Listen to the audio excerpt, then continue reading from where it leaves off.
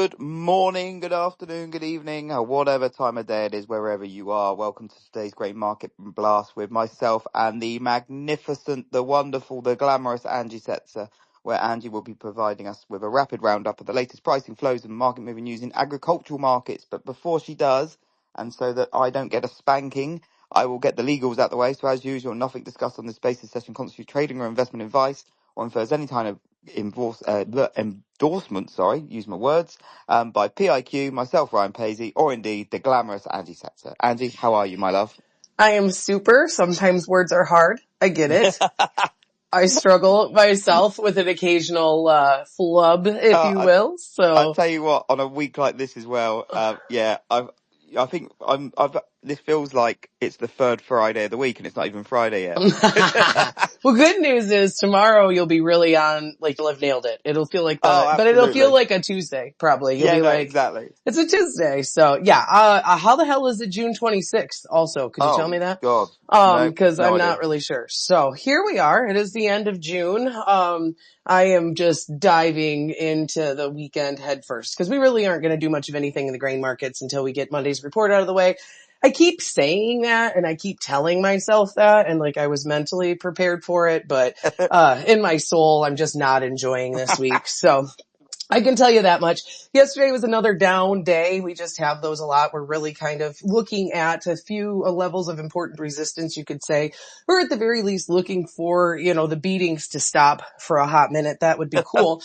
And so yeah, that's where we're at, just kind of coming into today. And to me, like my first bullet point, like I sent over, like the first thing that I'm really paying attention to this morning as I'm kind of gathering my thoughts is our little cash grain standoff that we have going on in the world. And so, there's just this interesting dynamic and it's one of these things that's been developing for, the last several years, honestly, or maybe it's just a return, to our pre-COVID attitude, but it also, Right. The more expensive money, right? Everyone's seen interest rates or the cost of money go up, the cost of carry go up, the market itself is incentivizing or really you don't have to be in a big hurry to buy. And so we're kind of adjusting to this really sort of weird dynamic in the market right now where it's not even gone to like, we went from just in time to just in case to like, I'm going to wait and see how cheap it can get before I really have to pull the trigger. To just after it's needed. Yeah, exactly. Like to probably a day too late and I might get my ass chewed, but I, maybe saved a nickel for the company or something like exactly. that. And so that's really what we're kind of starting to see that's of interest. Like everyone keeps talking about this lack of demand in the wheat market. We know we have world end users that are going to have to get engaged eventually. We're not really sure what level it takes, what size of import package they're going to need, how much is covered privately and some of these other things. And I've mentioned this in wheat specifically. You've seen Egypt, the rumors over the past week or so is that Egypt's come in and started to buy, a lot of wheat. Rumors 300,000 metric ton to 1 million metric ton. But no one's really sure, like it's Baltic/Black Sea origin, not really confirmed, yada, yada, yada. Then we used to have those tenders. We used to have a way to really kind of judge, the level of demand. Oh, Egypt's coming in with a larger tender than normal. They saw less offers than normal at a higher price than last go around. There were a lot of ways that we used to be able to gauge what the market, should do when it comes to cash spreads and eventually futures or basis spreads and then futures. And so, right now everyone kind of keeps talking about this lack of end user engagement. I've got friends that I work with that consult with certain, Asian, wheat millers / feed traders and things like that. And, a year ago we had coverage deep into the following calendar. A phone call. They had made purchases, really when it came down to it, they had made purchases to kind of cover their needs through harvest into the next quarter because we had this sort of fear of, what if I run out, or what if I can't get it? No one cares about that right now. Everyone has this idea that we are awash, like we're going to have this large supply, and you're seeing that in corn currently too. And so that's the thing that I'm watching the closest right now is what happens in Brazil here. Like we have really kind of anticipated that Brazil would start to push a lot of supply into the pipeline. If they're going to export a 40 million metric ton package of corn here between now and the end of December, in 2023, that was the last time they had done it, they had already sold over double the bushels that they have sold right now. Now, that doesn't mean that they don't step in and suddenly have to cheapen up their offers into the world market in a big way. But right now, the Brazil farmer is not selling at current levels.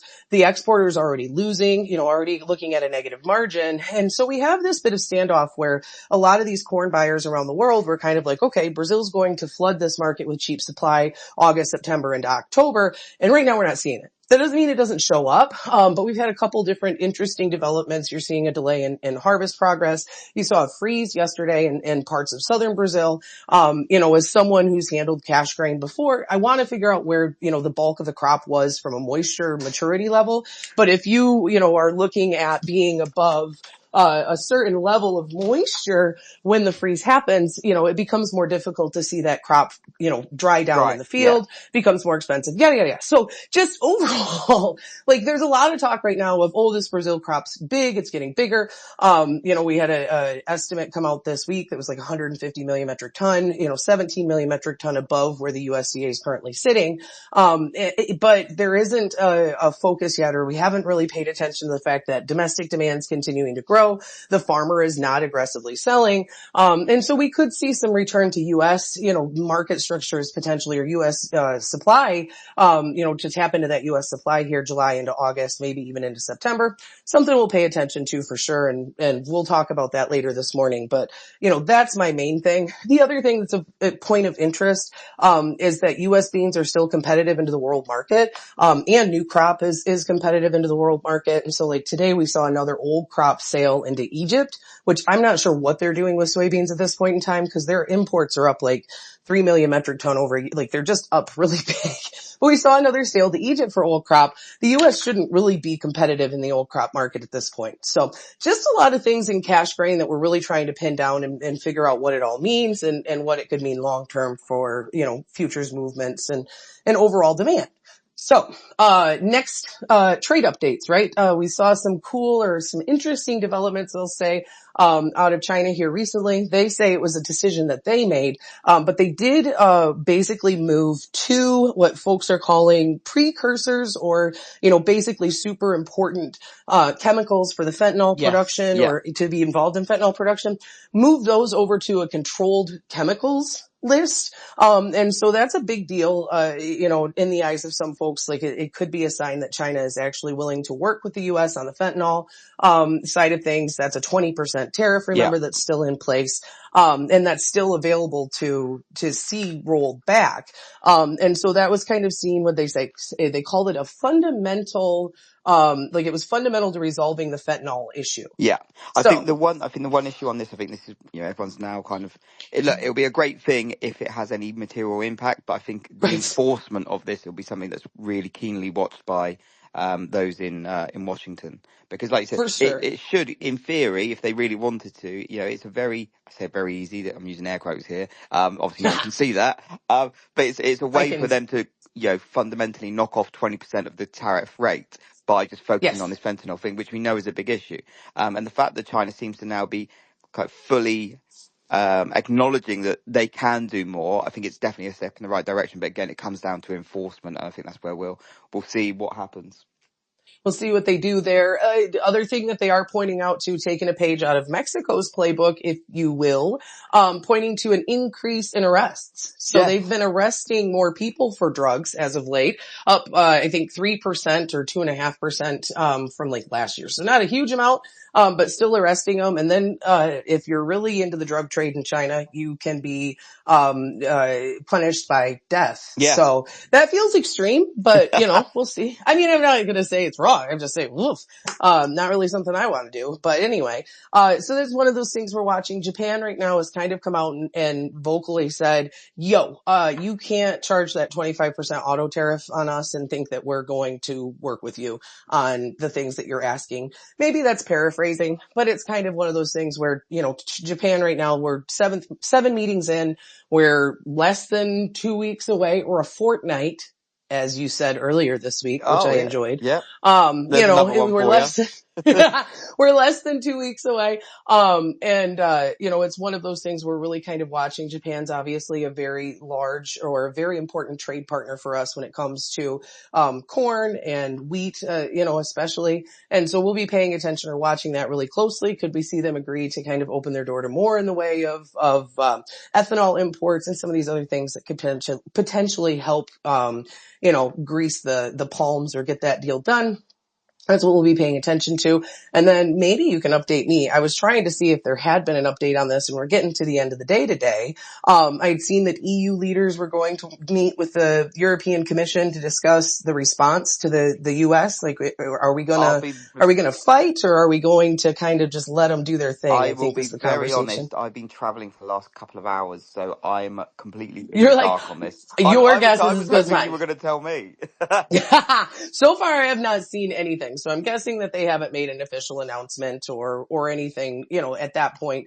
But we will be watching because we have talked about this a bit over the last, several months Yeah. now. It feels like I was going to say a couple of weeks, Yeah. but it's been since freaking April. That there's a little bit of a split amongst those in Europe. You've got certain economies that have trade surpluses that are like, no, don't screw this up. And then you have others that are like, put the screws to them. I don't really know who's loudly saying that though. I haven't really seen it. And yesterday's NATO summit, like if I read the word daddy Oh one more God. time today, Yeah. I'm walking into traffic. Yeah. Okay. Like in reference to Trump, no thank you. Yeah. Like, Yeah. Yeah. Yeah. okay. Anyhow, so that's, we had the NATO summit yesterday too. That was a positive thing. And maybe the European, maybe we're seeing this sort of, they figured out how to placate him and make things work. The shine bomb, theory, Yeah, and just, as we said before, yeah, we've been myself and you have been big fans of how Scheinbaum's been handling all of this. So yeah, I think yes. more people can kind of learn from her playbook. I think the better things will be getting on.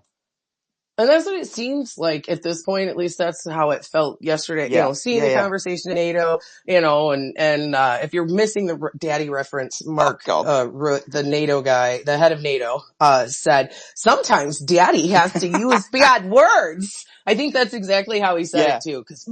Okay. yeah. Anyway, And bullet referring to point. Trump, we should add. Referring to Trump. Yeah. So bullet point 3, obviously next week's numbers and weather, we're not going, next week's numbers are the 500-pound gorilla in the room. I've said this a million times, but we've got most everyone's kind of like, here is the, actual number that we're expecting, which isn't that far removed from what the USDA number was in March. And then we have these little underlying like whisper numbers, like everyone has, every industry has them that from a trade standpoint.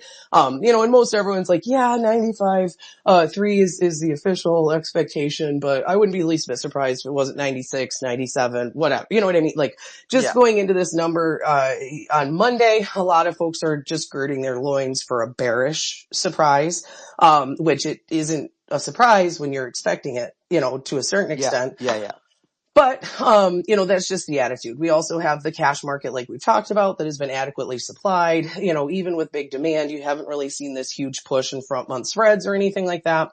And so there's a conversation about, maybe an understatement of the U.S. corn crop. Some folks are using RMA data, and saying, hey, based on the RMA data, the national corn crop is actually much, much larger. Like I saw someone yesterday come to the hypothesis that it's 600 million bushels higher, last year than what the USDA came out with.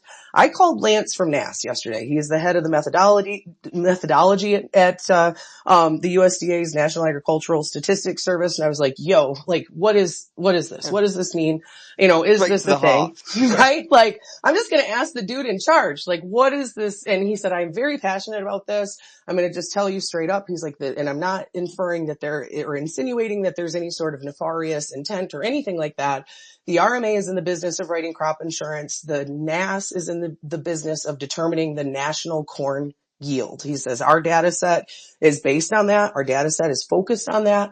And so if his advice, and this is Lance from NASS, if you're an analyst, if you're a trader, if you're involved in this market, do not spend too much time analyzing the RMA numbers because they are not indicative of the actual supply. The NAS numbers are the numbers that the World Ag Outlook Board is always going to use. And so I just wanted to throw that out there. It's super important, ahead of Monday to kind of Yeah. keep in mind.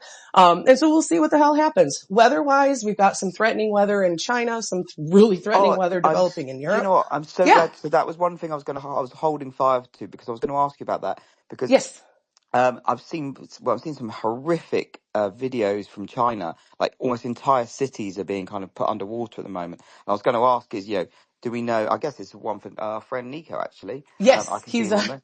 So Yeah. yeah, I'll be interested to see how that potentially not only impacts potentially their, their farmland, if it is impacting it at all, but also the demand side because of all these people that have now been uprooted, and cities underwater. We have our webinar, which I'll post a link here in a minute. We have our webinar in an hour. Our friend Nico and I, our friend Eduardo from AgriInvest and Carl, the four of us. And so The dream I team. will ask. Yes, that'll be us. We'll discuss it. So I'll make sure to share a link. You guys length. Okay. A link. And you guys will be able to check that out because that'll be one of the conversations that we're going to have is there is some crop area in China that is struggling. And then there's also, you've got the EU heat wave, next week, some issues there. And so there's a lot of talk about how the U.S. crop outlook is pretty benign, and it is to a certain extent, or it is. I mean, the majority of the areas across the U.S. right now are looking at a relatively decent Right. forecast. But there are some other problems that we're going to be paying attention to and things we're going to be watching. So we'll see. Again, I don't expect anything in the grain markets of interest the next 2 days, 2.5 days, honestly, until Monday at 12:05. And even then, who the hell knows? Yeah. I tell you But, what, I did see it just before we came on air. I did see a headline regarding Argentinian oh soybean.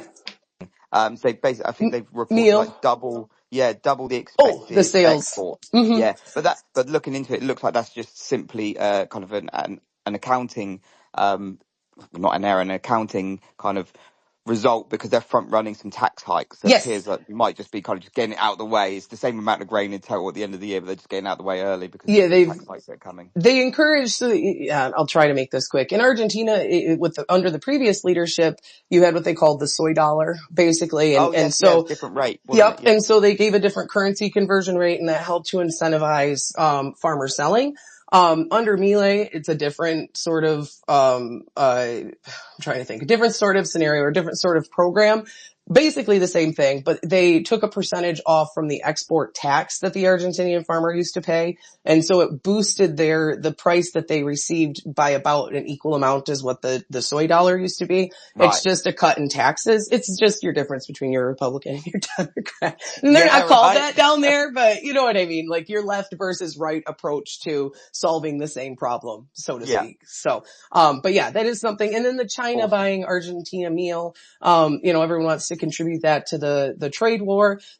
But it's the cheapest at this point. There's a readily available supply. It is the first trade that you're seeing since China approved it in 19. So that is something. But it's also the first time that Argentina's had readily available meal that's been cheap into the global market as well, pretty much since then. And so this is something that, yeah, it's an interesting development. It could open the door to additional flow. But I wouldn't necessarily contribute it to the trade war. Right. It likely would have Yeah. happened either way. So that's it. Happy Awesome. Thursday. I almost Well, said happy thank you. Friday. You've got me Yeah, messed well, no, up now. exactly that, exactly that. Well, we will see you on Friday. We will see you tomorrow. But Andy, thank you so much as always. Listeners, again, I know we always say it, but thank you so much for tuning in. Whatever you're doing today, stay safe, keep it tight, and much love. We'll see you tomorrow. Have a good one.